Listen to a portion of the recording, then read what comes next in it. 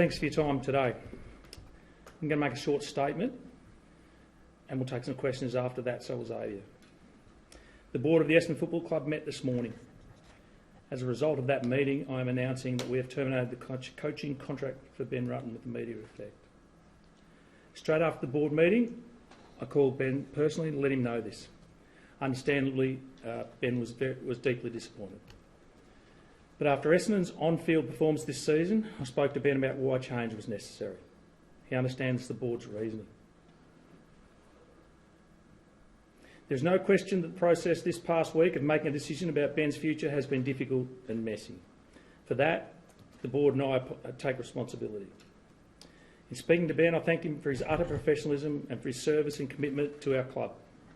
I also called the player leadership group and let them know what was going on. Now it is time for the Essendon Football Club to get on with the task of resetting ourselves. That work starts immediately. We are one of the oldest sporting clubs in this world and one of the most successful, with a history spanning over 150 years. We have a proud heritage and a football lineage that features some of the greatest names in the business. Not just for their great performances on the field, but for their courage, commitment, community-mindedness and their contributions to shaping the modern game as we know it. The Danahers, Sheedy, Hurd, Lloyd, Coleman, Fraser, Reynolds, I could go on. Our club has been a powerhouse, producing champion people and championships. It has, however, been a long time between celebrations. In 2022, we are bordering on an entire group of young players and young fans who have not witnessed any sort of success that they should have. We owe it to our fans, our supporters, our players and our staff and every single member of the Essendon family to give ourselves every chance of success, and that work starts now. We are commencing the process of recruiting a new coach.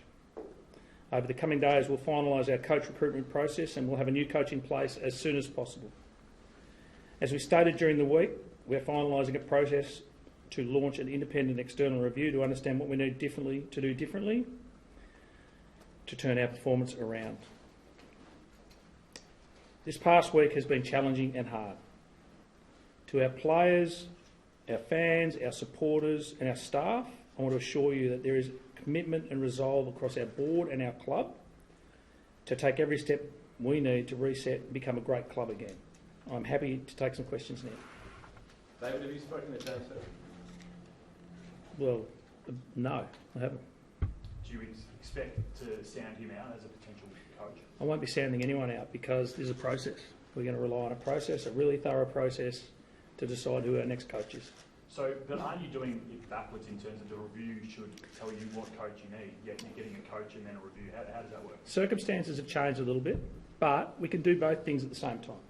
We can effectively manage both processes at the same time. So we need to get on with the coach because where we are. We also need to do a thorough review of the football club. So we can do both those things successfully at the same time. Do you know at least whether you're after an up-and-coming coach or experienced coach? Have you narrowed that down at all? We think we're after a more experienced coach. We think a more experienced coach might be able to get more out of this list, and we want to give our list the best chance. Where do you see the list at? It's a good question. And it's something we often talk about, but we think we've got ability, we think we've got promise, but again, that's something part of the review might turn up, but we do think we've got a good young list. David, you said in your statement that the board takes full responsibility of what's happened this week. So how can Essendon members trust that the board is the right people to take the club forward given what's happened in the past week? Well, the board is doing what it thinks is in the best interest of the club. So we made decisions that we think give us the best chance of getting sustained success. We've had a long time without success. I think our fans, our members, they all want us to get success as quickly as possible, and that's what we're doing. So will there be any change at board level? I don't think so, but, boards change from time to time. So it was the board meeting today was a rigorous discussion. We all had different points of view. It went for 3 hours. It wasn't a small discussion. It was a really long discussion. So everyone will consider where they're at. But no, I think we're going to come out of this pretty united. So for those who backed Rutten at the middle of the year, including Xavier yourself, do they have the support of the board moving forward, and will Paul Brusher stay on the board? Well, I hope he does, yeah, absolutely. And Xavier has our full support. So Xavier Campbell will see out his contract. You've got the full support of the board. Xavier loves the club as much as I do. Xavier, we're all trying to do the same thing. Xavier loves it as much as anyone I've seen. So we've got a lot of work to do in the next few weeks and months to get this club resorted. You're staying on as CEO. Yeah, I feel supportive. It's been a difficult week. That's easy to tell. But I feel we're all got the best interest of the Essendon Football Club. That's where there is absolute alignment. But you did pitch your wagon to... David, do you agree with the decision to move Ben on? I think, look, obviously it's known that I've been a big supporter of Ben, and we've invested heavily in Ben, all those sorts of things. But just like the decision to hire Ben is a decision we make as a group, today's decision is a decision we make as a group. So do you accept that you should have targeted Alistair Clarkson far sooner than you did? Yeah, I do. We should have, and that was something that didn't happen because of the discussions at board level. But what's happened in the past, we're moving forward. So what do you actually learn from that then? What do you take out of this experience? Alistair himself, I think, basically said it was too late. When you're talking about we want to get a coach in as quickly as possible, how do you make sure you get it right this time? We're going to run a full and thorough process. Do you think that was arrogant from the club to be able to have a crack at him with 4 days? No, I don't. I think that's a club saying we want to strive for success. I think we would have been negligent in our duty not to check out Alistair Clarkson. David, you said today in the statement it was the uncompetitive results this year. At board level, what sort of deeper than that, what data did you go through? Is it beyond wins and losses? What metrics or data did you look at to say, hey, this isn't working? Well, we get feedback all the time. We get feedback all the time at board level from different people within the club. But there were some pretty uncompetitive performances on the field. Truthfully, there was 4 or 5 at least. So we've just got to look at it and go, Ben, we're very grateful to him. He's a terrific person. We think a more experienced coach might give us a better chance. Dave Dyson Heppel backed in Ben Rutten last night. So how can you now convince the playing group that you've made the right decision? I'll talk to them. And I spoke to Hep, I spoke to Zach, and I spoke to Andy McGrath this morning. So it's a tough business, football. It's a tough business, and it is about wins and losses. Xavier, do you think the board's got the support of the players? Yeah, I do. I mean, at the end of the day, everyone has the same intention to win a premiership. That is ultimately what we're here to do, and they understand the roles that the different groups within the club play. So, David, do you think you've lost the trust of the players, and how do you win that back if so? Not at all, but I'll be communicating really strongly with them. And just if I can, Sammy, there's not that many experienced coaches out there, so does that mean you're going to be targeting guys that are in positions already out of clubs? No, we'll see who. We're a great club. We're a good list. We've got big matches. We're an attractive club to coach. I would expect people to be interested in coaching Essendon. David, would you apologise to Ben for the way things have panned out and you regret that? I've done that last week. Yeah, I did that last week. David, from a soft cap point of view, the payout to Ben, how much is that an impediment next year? I'm not going to comment on the specifics of our soft cap other than say that I don't expect it to be a major impact for us. We're in a good position off-field to support investing on-field, and that's all I'll say about that. Okay. So, Dave, do you expect other changes in the football club? No. Why not? Well, we've got to do a review, and also we're at a process here.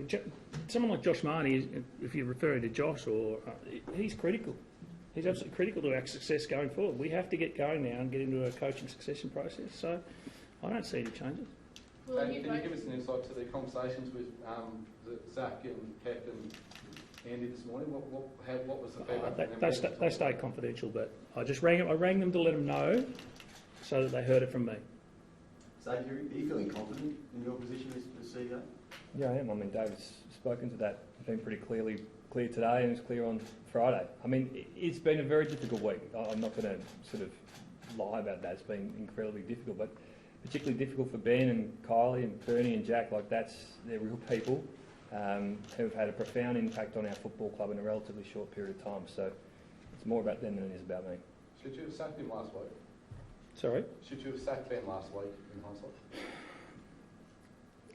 Look, it was a difficult week. Yeah. It was messy. I think we've said all we can say about that.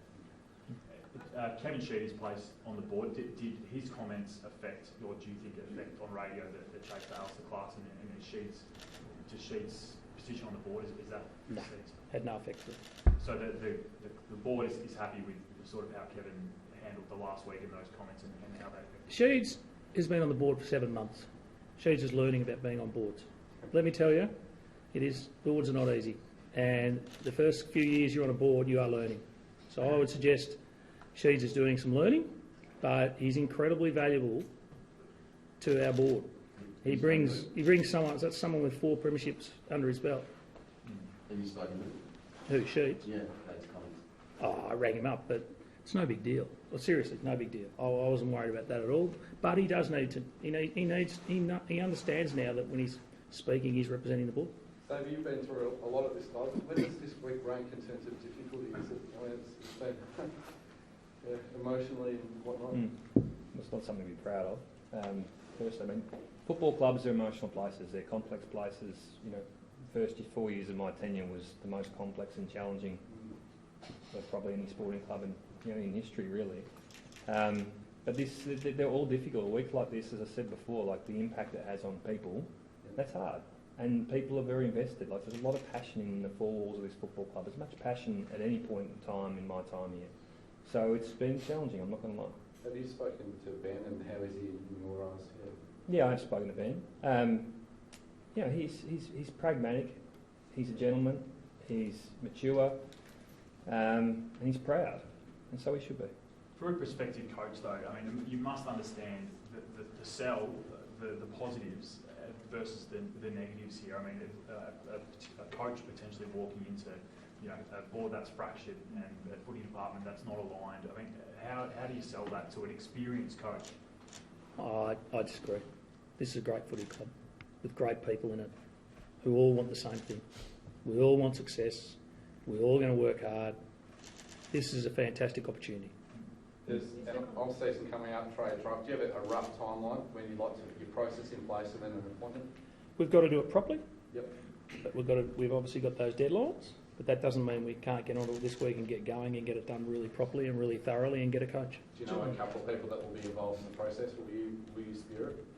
Xavier, you might want to talk about that. So we obviously don't want to preempt, but that's something we'll spend time talking about today. There's no doubt that we've got some expertise internally, but also we have to lean out externally and find some people also to help us to ensure that our process is as rigorous and as relevant as possible to find the best possible candidate. Just the Giants are down the path with a couple. Does that alarm?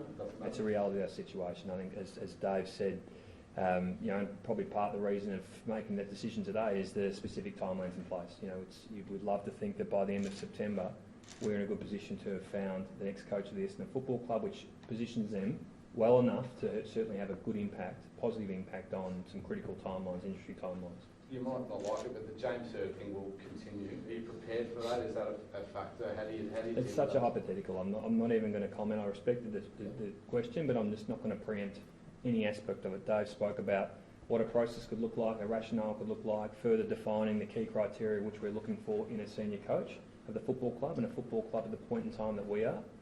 And that's all I'd have to say. So you wouldn't absolutely rule it out though, because I just said I'm not going to comment on hypotheticals. Dave, were there any names discussed this morning about a potential senior coach? No. Dave, did you give Ben Rutten enough of an opportunity as a coach? The board, we talked about that a lot this morning. We talked about that a lot. We talked about, we've spent over 3 hours. So this was not a turn up this morning and have a vote. This was 3 hours of rigorous discussion. Everybody got their say. Everybody had a view. And we made a really considered decision because we cared a lot for Ben. This was a long conversation. So, but we do. We think we gave Ben as good an opportunity as we could.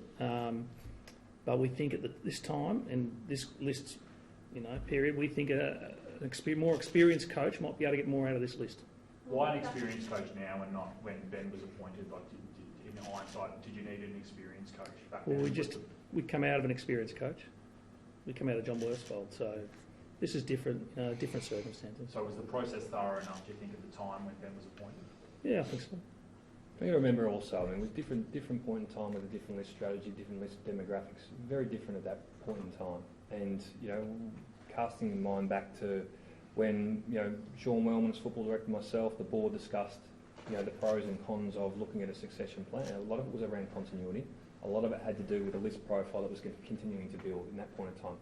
Clearly, some adjustments happened at the end of 2020, which has shifted our list strategy around markedly, and that's something now is a very different proposition to what it is back then. And Xavier, you know, quite publicly hitched your wagon, for lack of a better term, to Ben's tenure. Did you consider stepping down once the decision was made to part ways with Ben? I haven't even thought about that, but it's, you know, hitching wagon is probably unfair in the sense that we make decisions together. That's ultimately, you know, at any point in time, I'm working with the relevant directors who with the relevant expertise to make the decisions that we feel are best for the Essendon Football Club. They're not decisions that are made in isolation.